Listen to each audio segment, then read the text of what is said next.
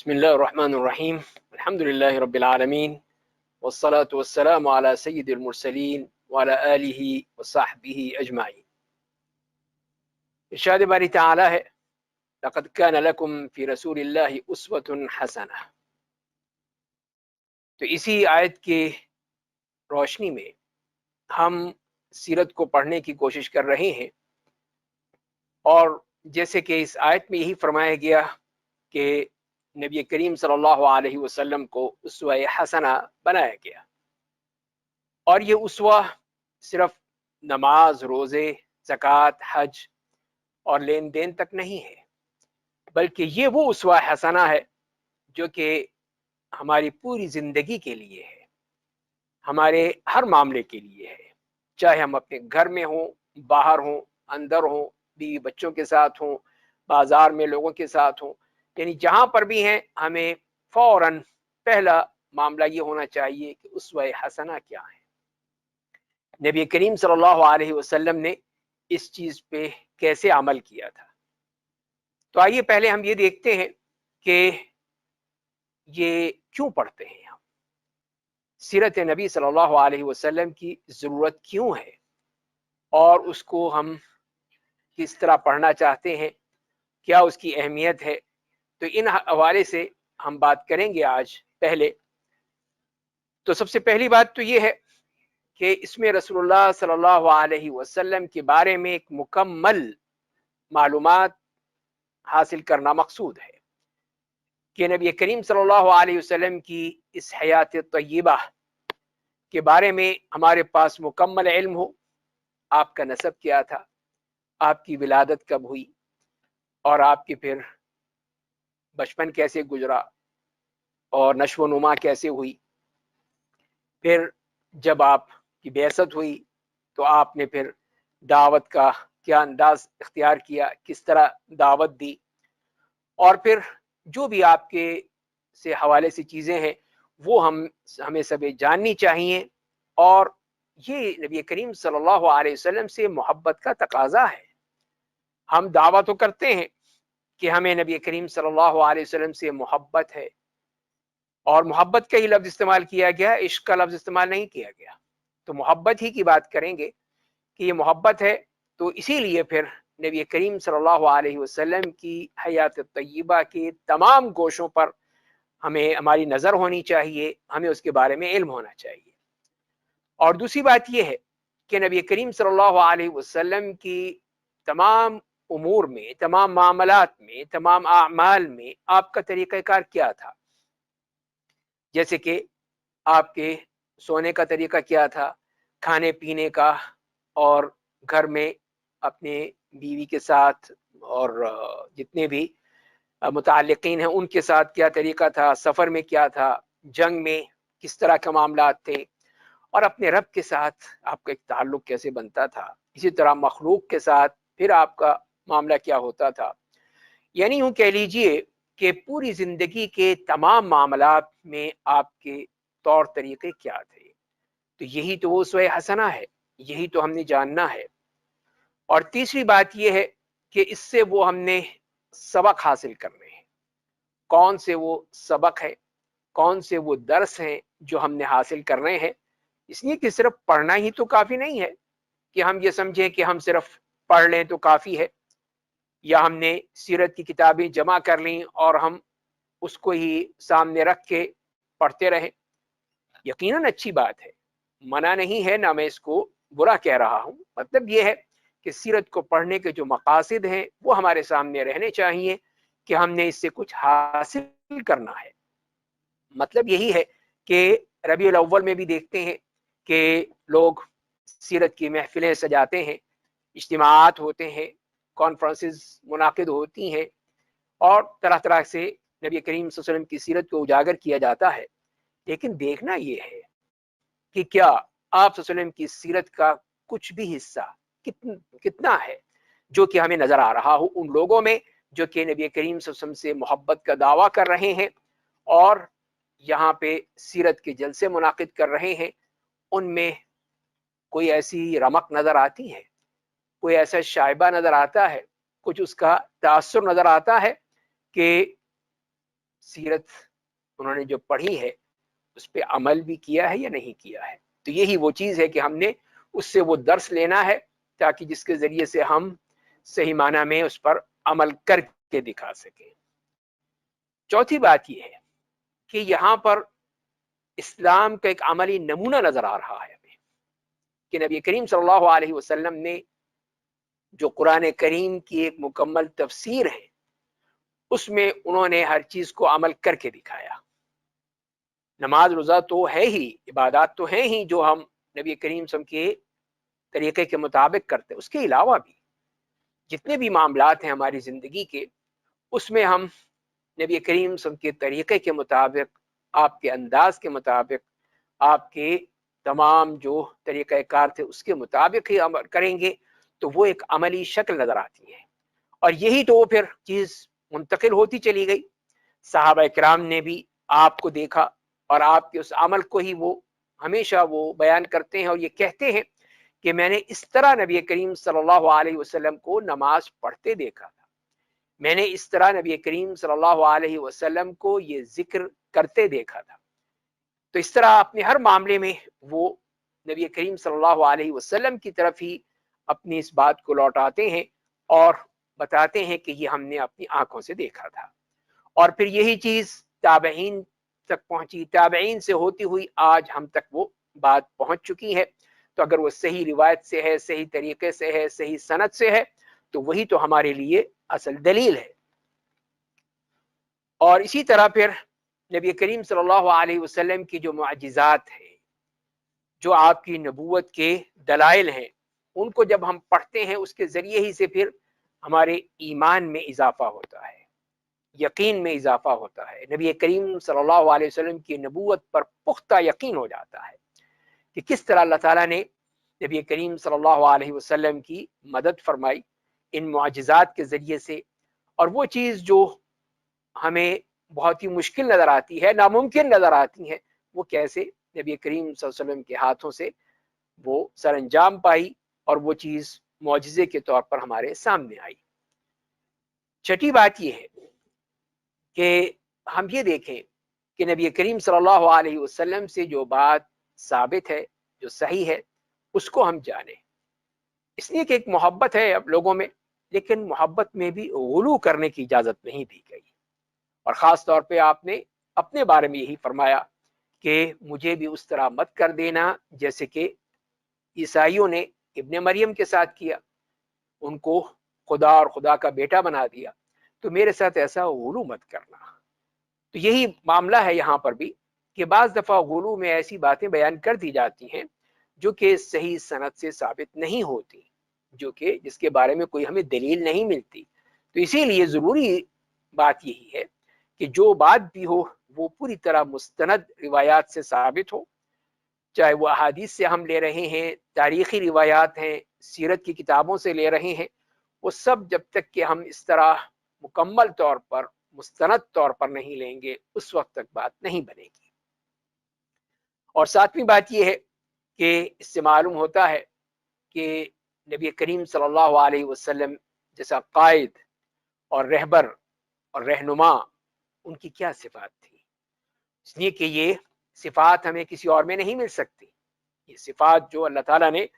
آپ میں ہی پیدا کی تھی اور بہترین انداز میں پیدا کی تھی، وہ کسی اور میں کیسے آ سکتی ہیں. تو لہذا پھر ہمیں وہ صفات جاننے کے لیے سیرت کا مطالعہ کرنا ہوتا ہے. سیرت کو ہم پوری طرح پڑھتے ہیں، دیکھتے ہیں اور پھر اس میں دنگ رہ جاتے ہیں کہ اللہ تعالیٰ نے کس طرح صلی اللہ علیہ وسلم کو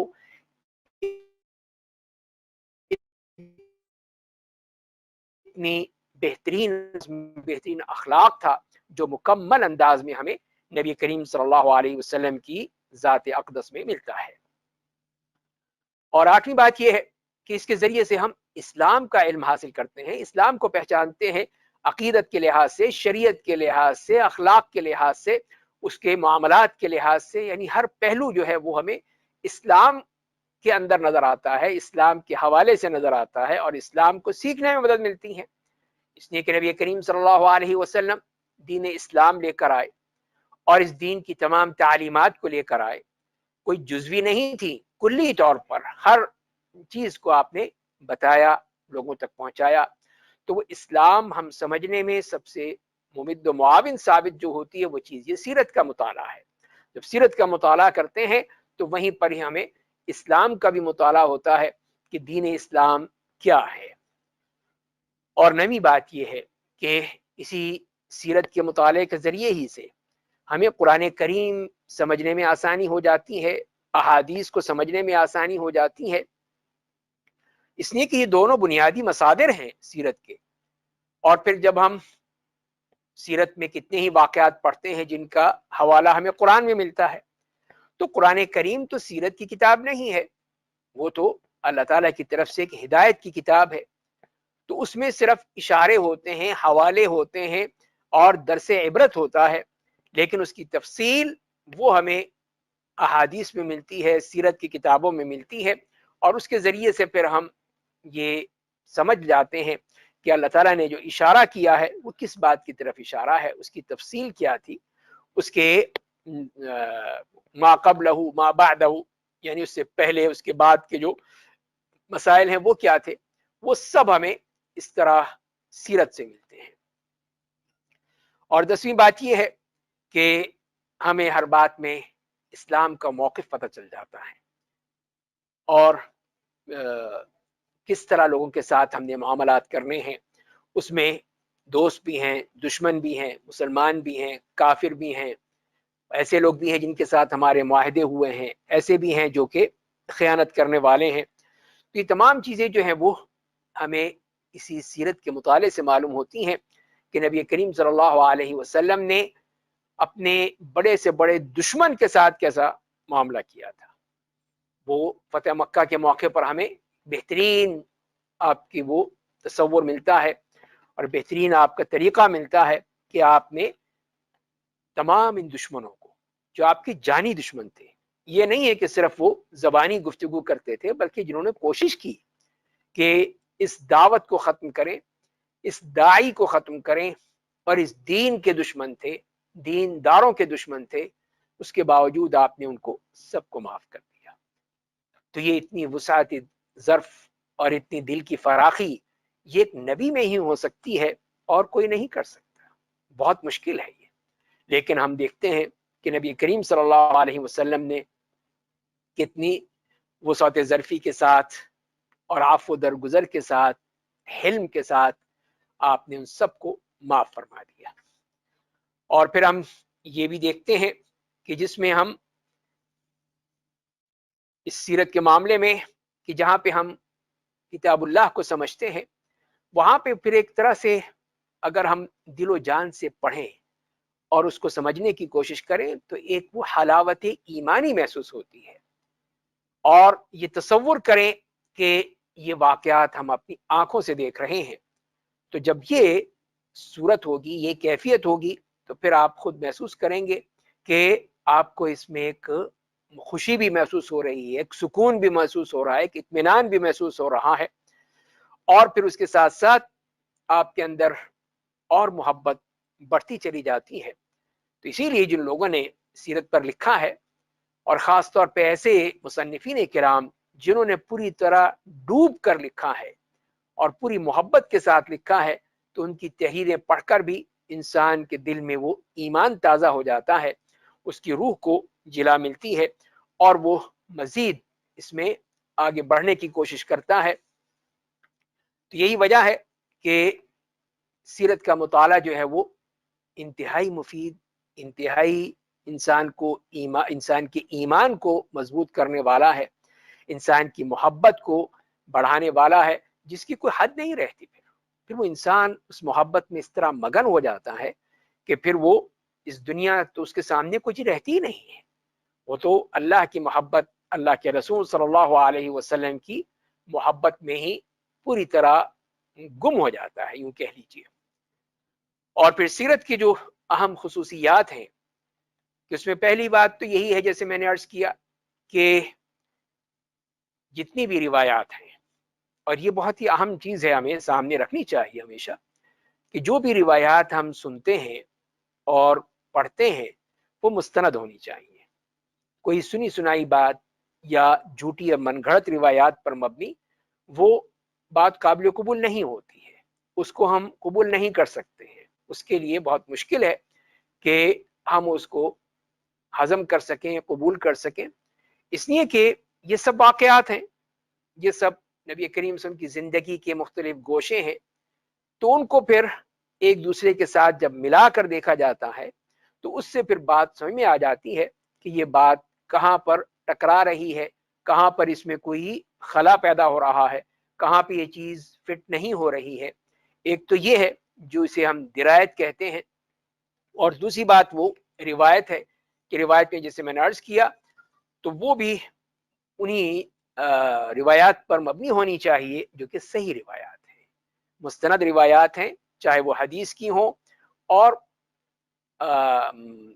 تاریخ کی ہوں، سیرت کی کتابوں سے ہوں، جہاں سے بھی لی گئی ہوں، ان کا مستند ہونا ضروری ہے، اس لیے کہ یہ کسی ایک عام شخصیت کی بات نہیں ہے کہ اس کے بارے میں جو مرضی لکھ دیں آپ،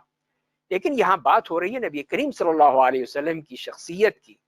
تو اس کے لیے تو ضروری ہے کہ ہم لازمی طور پر ہمارے پاس وہ مستند باتیں ہوں، وہ صحیح ترین باتیں ہوں جو کس طرح ثابت ہوتی ہیں۔ اور جہاں تک کہ اس کے جو مصادر کی بات ہوئی ہے تو وہ بھی ہم دیکھتے ہیں کہ اس سیرت کو بہت ہی شروع ہی سے اس کی تدوین، اس کو جمع کرنا، اس کی تصنیف، تالیف یہ شروع ہو گئی تھی، اور ہم دیکھیں اگر غور سے اس معاملے میں تو عمر ابن عبدالعزیز رحمہ اللہ جن کی وفات سن 101 میں ہے، تو انہوں نے جو کہ حدیث کے معاملے میں کوشش کی تھی کہ حدیث کو جمع کیا جائے، اور پھر انہوں نے اپنے جو گورنر تھے مدینے میں ان کو باقاعدہ اس بات کی تلقین کی کہ وہ جائیں جا کر عامر بن حزم اور عمرہ بنت عبد الرحمن جو اس وقت کے تابعی تھے ان سے احادیث جمع کریں اور اس کو اپنے ہاں مدون کریں، تدوین کریں۔ تو یہ معاملہ بھی ہوا اور اس وقت یہ بات شروع ہو گئی، لیکن اگر ہم اس سے پہلے بھی جائیں جو تدوین کا معاملہ ہے کہ ایک مکمل تدوین کی شکل ہو، تو وہ چیز اگر ہم دیکھتے ہیں تو معلوم یہ ہوتا ہے کہ اس کا جو ابتدا ہوئی وہ سیدنا معاویہ ابن ابی سفیان رضی اللہ تعالی عنہما سے ہوئی، اور اس وقت عبداللہ ابن عباس رضی اللہ تعالی عنہما ان کا معنی تھا کہ وہ انہوں نے یہ اپنے شاگردوں کو نبی کریم صلی اللہ علیہ وسلم کا نسب پڑھایا کرتے تھے، وہ بتایا کرتے تھے، مغازی پڑھایا کرتے تھے، یعنی آپ کے جو غزوات ہیں، جہاد ہے، اس کے بارے میں بتایا کرتے تھے۔ اسی طرح عبداللہ ابن عامر بن العاص رضی اللہ تعالی عنہما ان کا بھی یہی معاملہ تھا کہ خاص طور پہ نبی کریم صلی اللہ علیہ وسلم کی سیرت کے جو مختلف واقعات تھے وہ اپنے شاگردوں کو بتاتے تھے۔ اسی طرح ہم دیکھتے ہیں کہ سیدنا براء ابن عازب رضی اللہ تعالیٰ عنہ وہ بھی اپنے شاگردوں کو نبی کریم صلی اللہ علیہ وسلم کے غزوات خاص طور پہ وہ بتاتے تھے۔ اور پھر ہم دیکھتے ہیں کہ صحابہ کرام کے بعد تابعین کے دور میں ان میں بھی یہ تالیف اور تصنیف کا سلسلہ شروع ہوا، اور جس میں عروہ ابن زبیر ابن العوام جو تابعی ہیں، صحابی کے بیٹے ہیں حضرت زبیر ابن العوام رضی اللہ تعالیٰ عنہ کے، انہوں نے باقاعدہ ایک کتاب لکھی مغازی رسول اللہ صلی اللہ علیہ وسلم، اور اس میں پھر یہ تمام جو معلومات انہوں نے لی تھی صحابہ کرام سے، خاص طور پہ ان کے والد خود جو صحابی تھے اور اس طرح دیگر صحابہ کرام سے لے کر ان کو جمع کیا۔ اور تابعین میں جو نمایاں ہمیں کتابیں ملتی ہیں اس میں ہے حضرت عثمان ابن عفان رضی اللہ تعالیٰ عنہ کے صاحبزادے ابان جن کی سن 105 میں انتقال ہوا، اور انہوں نے پھر جو کتاب لکھی وہ ایک اہم کتاب ہے سیرت میں اور مغازی میں۔ اور اس کے بعد پھر ہمیں ایک کتاب ملتی ہے وہب ابن منبہ کی، اور اس کا بھی کچھ حصہ جو ہے مغازی کا وہ جرمنی کے بعض مکتبات میں موجود ہے، اور اسی طرح موسیٰ ابن عقبہ ان کا بھی نسخہ ہے مغازی کا، وہ بھی موجود ہے۔ اسی طرح یہ تمام جو کتابیں تھیں اس قسم کی چیزیں لے کر جو موجود تھیں وہ محمد ابن اسحاق انہوں نے اپنی کتاب میں جمع کر دیں، اور اسی طرح ابن ہشام کی کتاب السیرہ النبویہ، تو ان دونوں حضرات نے جن کی تابعین سے بھی ملاقات تھی انہوں نے وہ تمام جو چیزیں اس وقت موجود تھیں وہ سب کی سب اپنی کتابوں میں جمع کر دیں۔ تو اس طرح ہم دیکھتے ہیں کہ نبی کریم صلی اللہ علیہ وسلم کی سیرت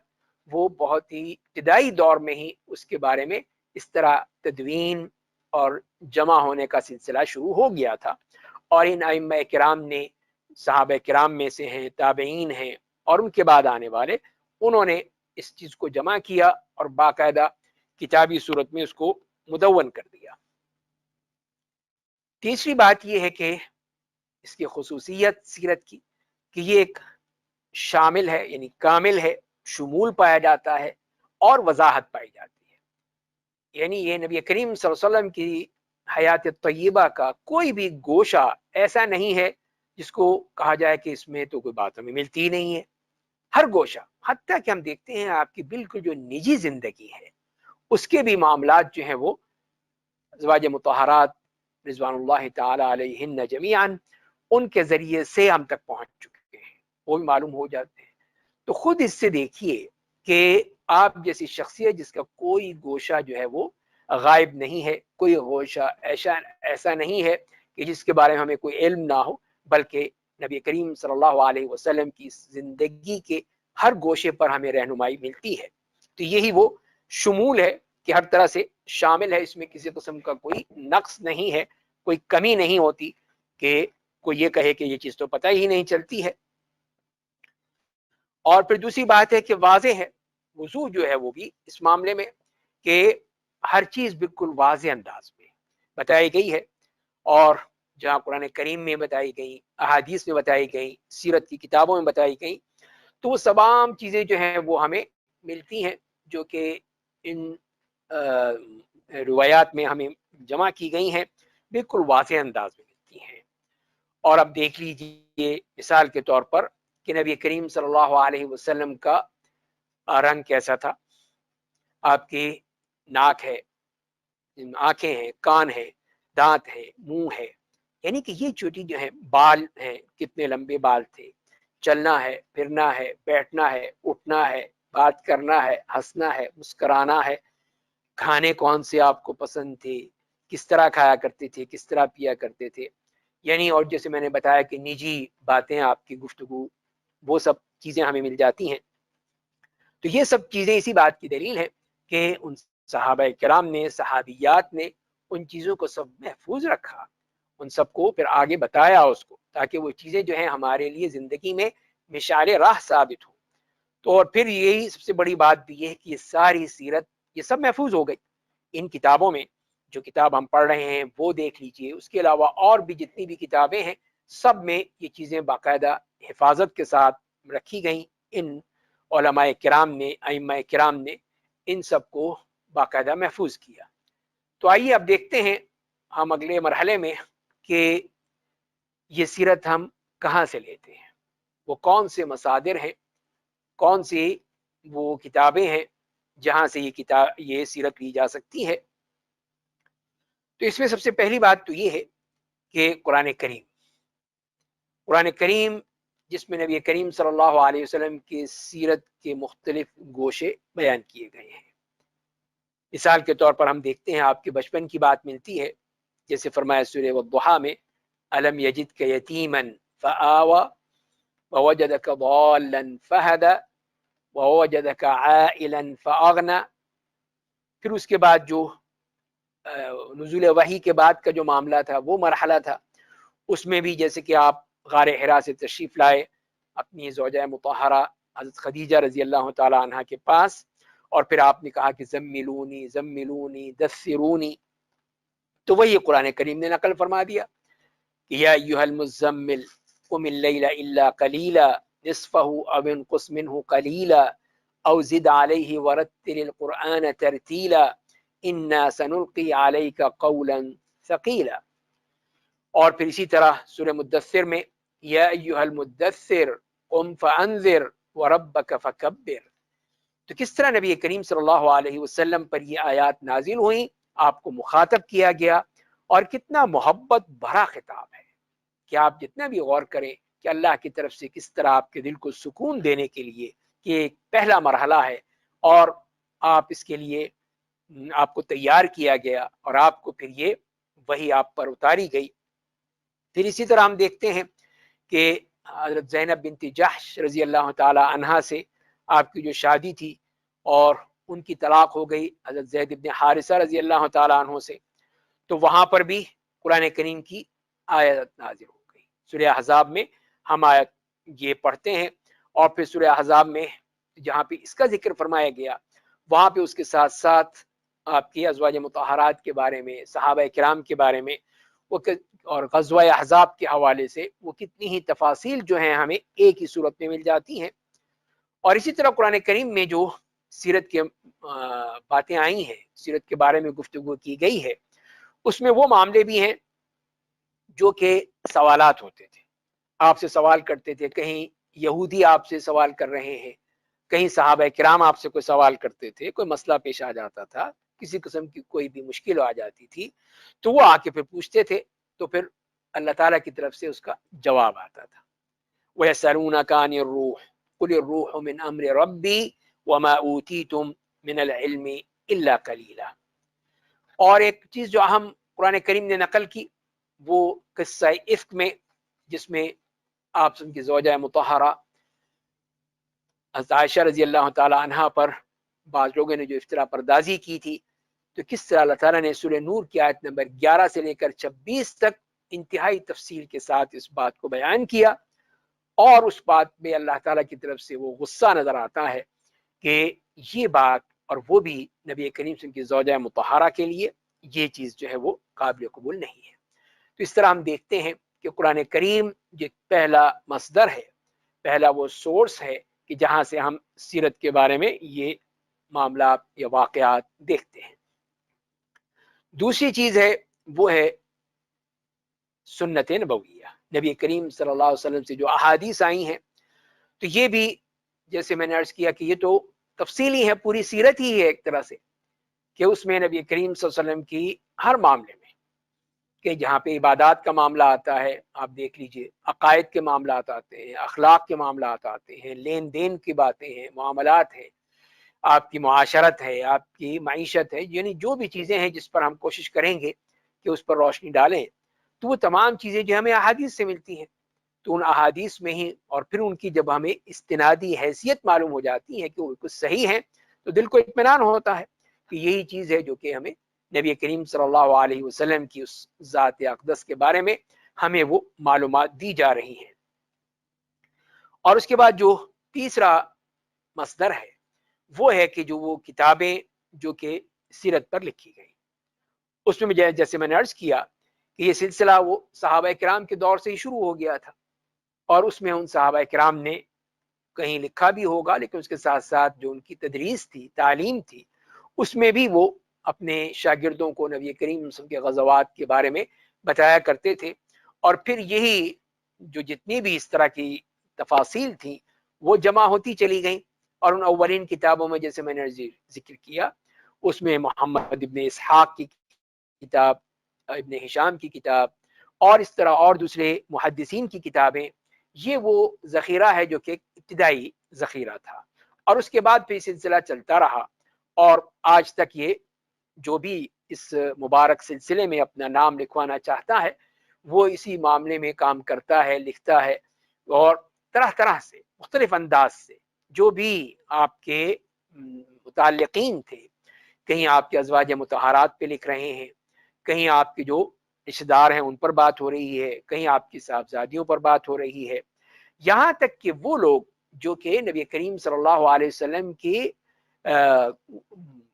پاس رہے، یعنی آپ کے ازواج مطہرات کے ساتھ آئے، جیسے کہ انس بن مالک رضی اللہ تعالیٰ عنہ، وہ اپنی والدہ ام سلیم کے ساتھ آئے تھے،